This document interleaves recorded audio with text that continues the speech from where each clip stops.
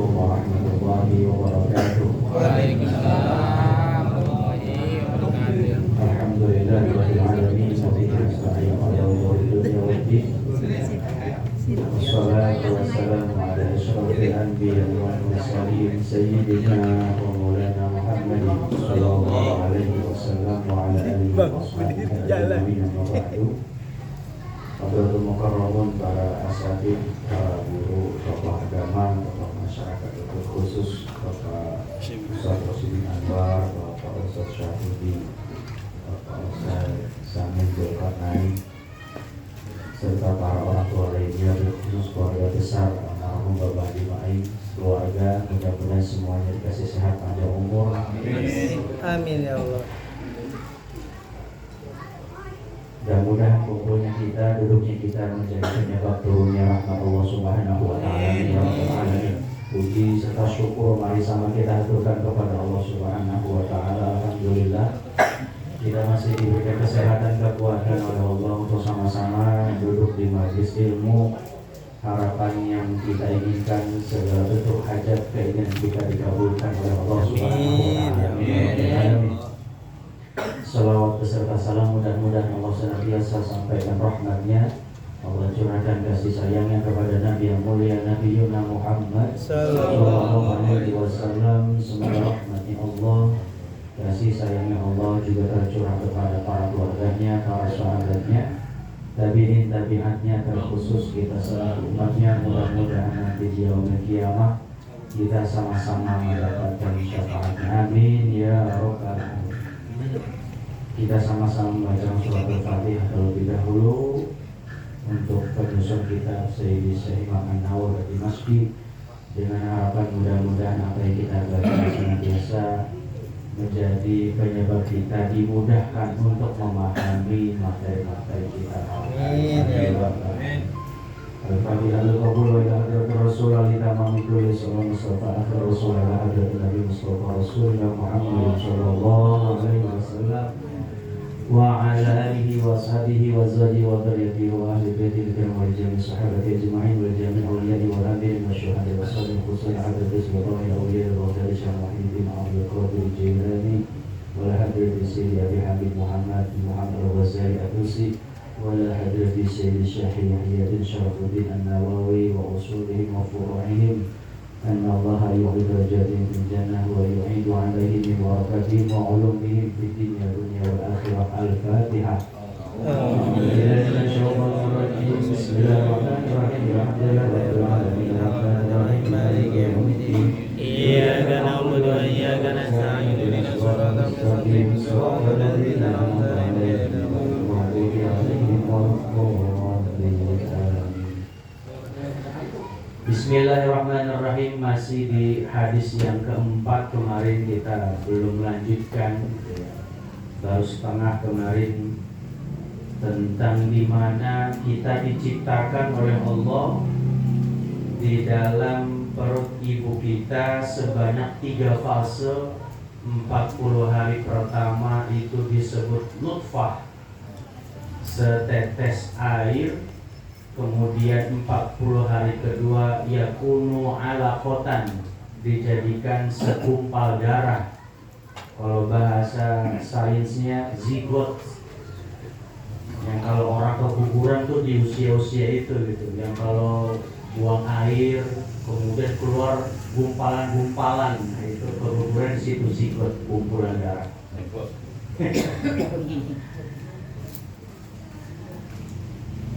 Kemudian summa yakunu mudghatan, 40 hari fase yang ketiga itu masuk arah mudghah, berarti sudah masuk kerangka tubuh gitu ya.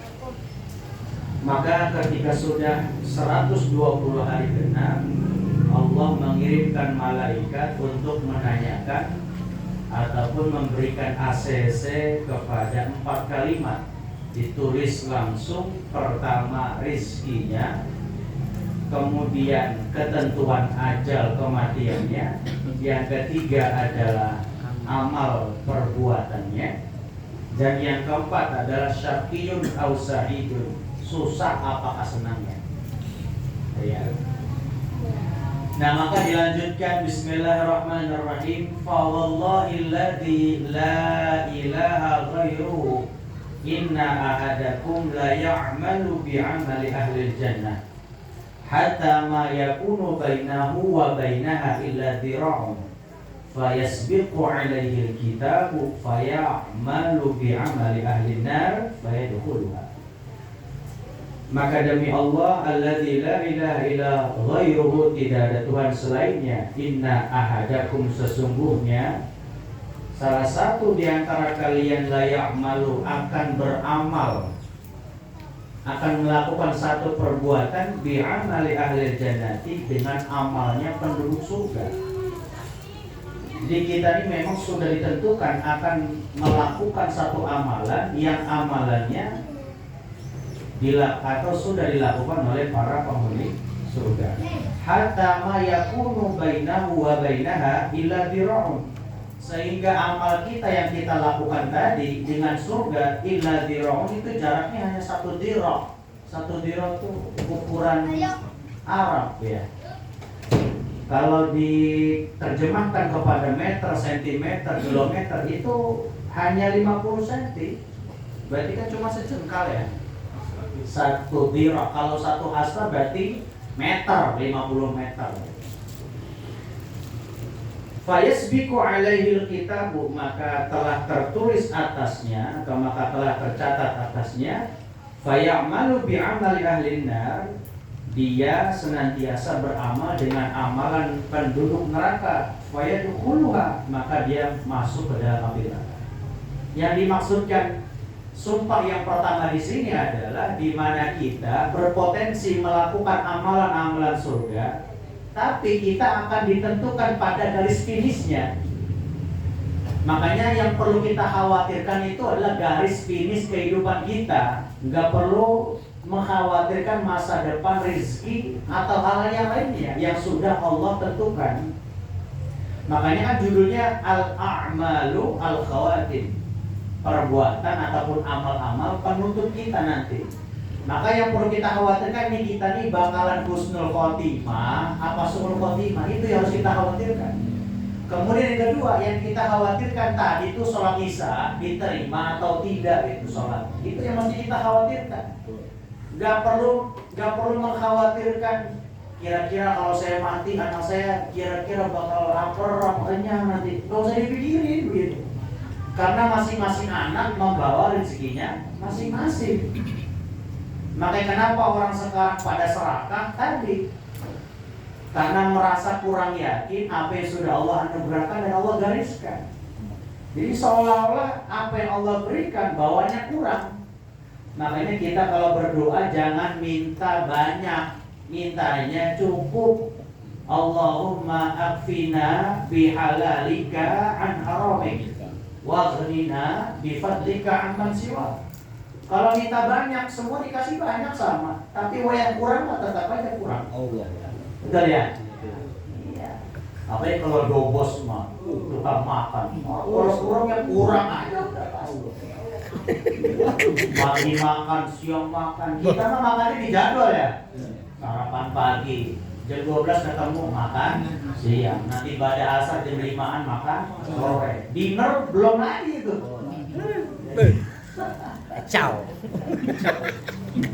Makanya mintanya cukup, jangan minta banyak. Kalau minta banyak gak bakalan dicukupkan oleh Allah.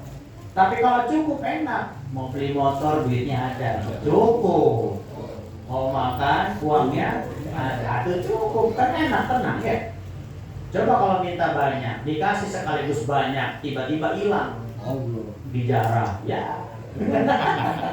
Bisa. Di rumah sakit semua. Yes. Itu ya. Gampang saja untuk membalikan sebuah tangan. Takdir kita tuh gampang buat Allah. Allah menciptakan alam raya beserta para penghias di dalamnya. Ada bumi, lautan, tumbuhan, hewan. Rapi kok semua. Tiba ngurusin nomor sekian, tiba ngurusin termosimin, ngurusin IPA, pas gampang. Kecil. Ngurusin bewok ya, pinggir jalan gampang. Kecil buat Allah gitu. Kalau dunia saja tercukupi, apalagi cuma ngurusin satu orang gitu. Cuman hanya kita terlalu mengkhawatirkan sedari dini. Akhirnya apa? Kurang keyakinan, bawaannya gelisah. Ketika gelisah tadi, bawaannya untuk apa? Untuk menghidupi atau untuk mencari, mencukupi masa yang akan datang. Padahal masa yang akan datang kita belum tahu masih hidup atau enggak. Tapi diudak-udak gitu ya. Yang harus diudak-udak tuh tadi tuh maghrib isya tuh. Itu yang harus diudak-udak. Nah itu, makanya kita nih berpotensi berbusana ahli surga, tapi belum tentu fayamalu bi amali ahli nar. Tapi pada kenyataan ditutup dengan amalan penduduk neraka. Fayadkhuluha. Kalau kayak begitu judulnya suul khotimah, masuk neraka. Naudzubillah. Itu kayak siapa? Barseso ya. Seumur hidup itu ibadah, ilmu segala macam. Tapi karena belum ngerasain topi miring, dia kan kepengen gitu. Kayak apa sih topi miring? Awalnya nyoba enak, akhirnya merembet ke yang lain. Dari mabuk ke zina, dari zina menyekutukan Allah, wafat, naudzubillah dalam keadaan seperti ini. Makanya di sini fayasbiqu alaihil kitab, Aisyah baqa fil lauhil mahfuz. Sudah tercatat di lauhil mahfuz. Makanya kita nih kemarin tuh takdir ada berapa? 2. Ada mu'allaq, ada mubram. Kalau yang mubram nggak bisa digoyang. Tapi kalau mu'allaq masih bisa digoyang, masih bisa kita usahakan. Yang kalau ajal kita malam ini, kita masih bisa usahakan diundur. Sebab apa? Sebab silaturahim dan masih melakukan amalan ahli surga. Amin. Ya Rabbal alamin. Tapi kalau kita memang ditakdirkan kapan waktu, kemudian kita tidak berusaha untuk menjemput itu, memperbaiki amalan kita, ya bisa jadi dimajuin. Tapi dari kita nggak bisa memajukan dan memundurkan ajal. La yastakhiruna sa'atan wa la yastaqdimun. Yang namanya ajal tuh nggak bisa minta mundur, nggak bisa minta maju. Yang mikir angsuran, bunuh diri, lompat dari lantai 5. Kalau belum wayahnya, aku nggak bakal mati. Yang ada cacat doang. Kalau cacat begitu kan mati nggak hidup enggak. Nyiksa diri namanya begitu. Kalau belum wayahnya kan begitu. Orang masalah rumah tangga, masalah ekonomi finansial, ya akhirnya apa? Nenggak, baygon. Ya kalau belum wayahnya belum gitu ya.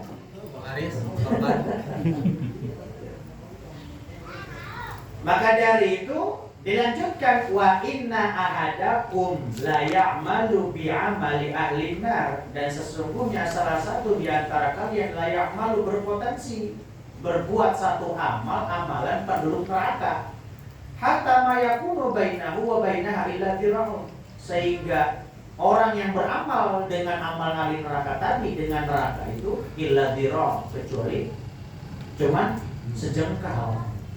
Karena saking dekatnya, gak pernah kenal Allah, gak pernah kenal Masjid Al-Munawwar, gak pernah tahu pintunya ada berapa. Iya kan, gak pernah tahu tempat wudhunya kerannya ada berapa. Gak sama sekali gak pernah masjid, sama sekali gak pernah kenal. Seumur hidupnya terjerumus dalam lembah kemaksiatan dan kenistaan, mabuk, judi, zina, ya. Fayasbiqu alaihi kitab, memang itu sudah menjadi catatan. Jadi ya, fayamalu bi amali ahli jannah, tapi kalau dia beramal satu amalan penduduk surga di akhir hayatnya, fayadkhuluha, maka tetap ini orang juga akan tetap masuk surga. Berarti kan dengan kalimat la ilaha illallah seseorang bisa masuk surga, atau seseorang juga bisa masuk pintu neraka. Gimana itu? Dengan kalimat yang sama orang bisa masuk surga, tapi dengan kalimat la ilaha illallah orang juga bisa masuk neraka. Apa sebabnya? Sebabnya cara mengamalkannya. Di sini dijelasin, fa innal kafira idza qala la ilaha illallah Muhammadur Rasulullah summa mata dakhala jannah.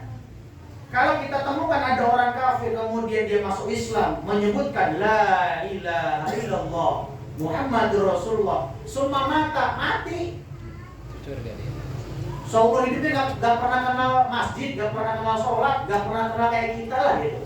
Tiba-tiba masuk ruang ICU, RSUD Cengkareng, pengen ditalkin baca tahlil La ilaha illallah Muhammadur Rasulullah. Apa kata Syekh Nawawi di sini?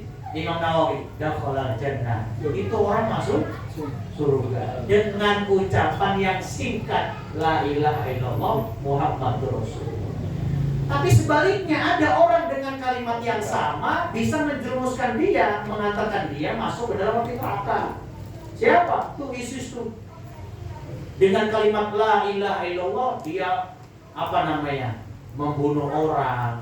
Dengan kalimat La ilaha illallah menghalalkan darah sesama akidah dan sesama muslimnya. Itu dengan kalimat La ilaha illallah. Coba masa ngegorok orang pakai La ilaha illallah. La ilaha illallah. Itu di mana ISIS? Jadi alih-alih dia menggunakan sistem yang pernah dipakai oleh Abu Bakar As-Siddiq, tapi bukan pada waktu dan tempatnya. Jadi dulu Abu Bakar As-Siddiq itu ketika mengganti peranan kepemimpinan Rasulullah, itu PR-nya kan banyak. Satu, banyak nabi palsu. Dua, orang yang gak pernah mau bayar zakat. Ketiga adalah orang-orang yang murtad. Maka PR-nya tiga tuh Abu Bakar Siddiq. Akhirnya ngomong sama orang yang gak mau bayar zakat, kalau kamu tidak mau bayar zakat, gak apa-apa. Kalau kamu gak mau masuk Islam, gak apa-apa. Yang penting kamu mau bayar jizyah ataupun pajak ataupun zakat. Jangan samain pajak sama zakat.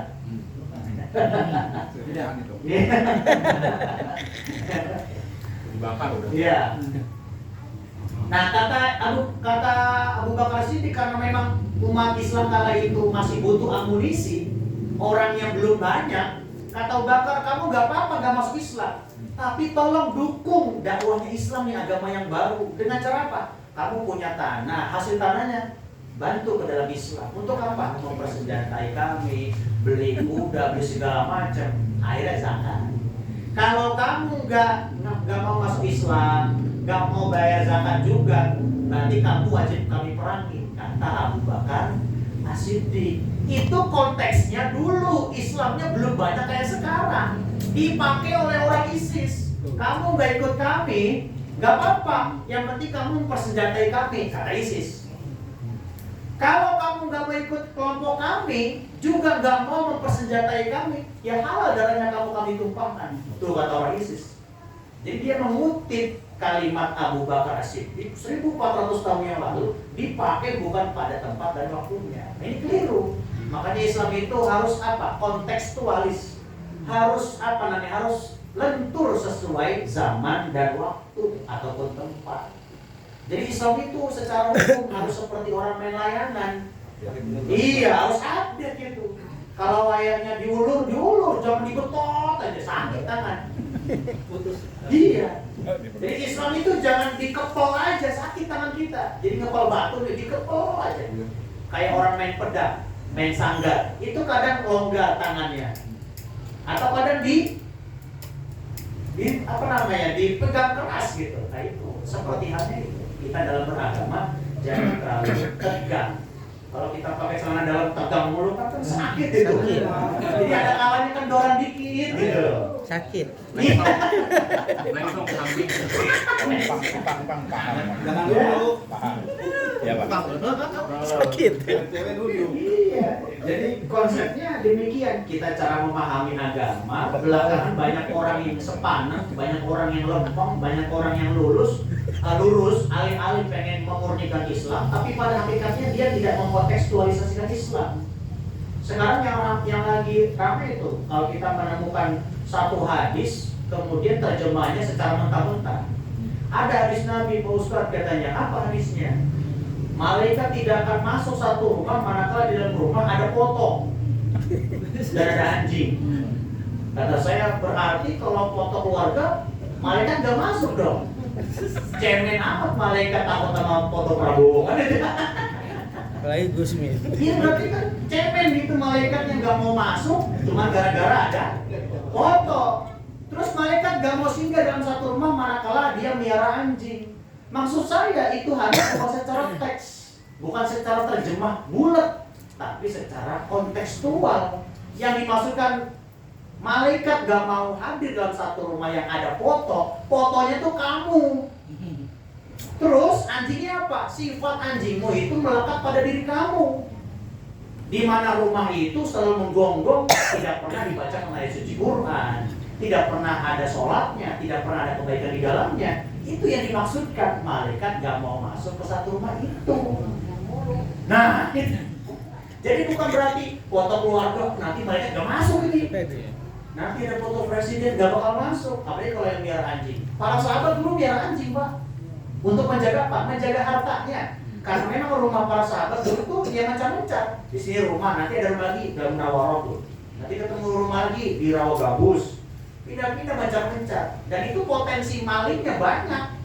Makanya yang menjaga anjing. Terus dengan menjaga anjing apa nggak boleh? Ya boleh. Yang penting cara pencuciannya baik dan benar. Sekarang kalau di gang miara anjing ya disorakin orang. Udah nggak konteks gitu. Oh, saya miara anjing kayak sahabat Nabi kok menjaga harta kami. Lah itu udah bukan pada wayahnya gitu ya. Karena kanan kiri udah pada tetangga. Terus juga ada CCTV. Nggak perlu miara anjing. Anjing bulldog dipiara. Nah itu. Jadi kita ini berpotensi semuanya berpakaian amalan ahli surga, tapi belum tentu nanti akhirnya juga seperti penduduk surga. Juga kita nggak pernah tahu orang yang sekarang belum kenal agama bisa jadi nanti akhir hayatnya husnul khotimah. Maka dari itu yang dikedepankan dari Imam Nawawi adalah husnuzon, tetap kepada prasangka baik. Maka dari itu prasangka baik ini balik kepada ihsan kita, nilai baik sesama manusia. Jangan sampai ibadah kita baik kepada Allah, tapi kepada sesama kita mencederai perasaan orang lain. Terakhir, Rawahul Bukhari wa Muslim diriwayatkan oleh Imam Bukhari wa Muslim. Bukhari adalah orang Bukhara, Uzbekistan sekarangnya, Muslim juga sama. Jadi kalau ada Bukhari dan Muslim, keduanya muttafaqun alaih. Jadi keduanya hidup secara bersama, seperti Ustaz Rosimin sama Ustaz Saudi dari dulu bersama, juga kayak gandulan kunci gitu ya. Iya, Besti. Cuman karena yang satu SPD, yang satu LC gitu. Iya, jadi yang dituai Ustaz Rosimin. Nah itu Bukhari itu jauh lebih digurukan oleh Imam Muslim. Secara usia gak jauh beda, cuman karena Muslim pernah ngambil hadis dari Bukhari, akhirnya Muslim menggurukan kepada Bukhari. Jadi itu etikanya orang. Kalau sekarang kan gengsi ya. Gitu. Jadi orang tua ngambil hadis kepada yang muda, dia mengakui keilmuan yang muda tuh gengsi gitu. Nah makanya itu yang kita jarang temui di lingkungan alim ulama kita. Maka dari itu umur itu hanya angka, tapi yang pasti adalah kontribusi dan ilmu yang kita miliki kepada manfaat masyarakat. Nah kita berdoa mudah-mudahan apa yang kita inginkan ada dan dikabulkan oleh Allah Subhanahu wa taala. Itu saja. Assalamualaikum warahmatullahi wabarakatuh.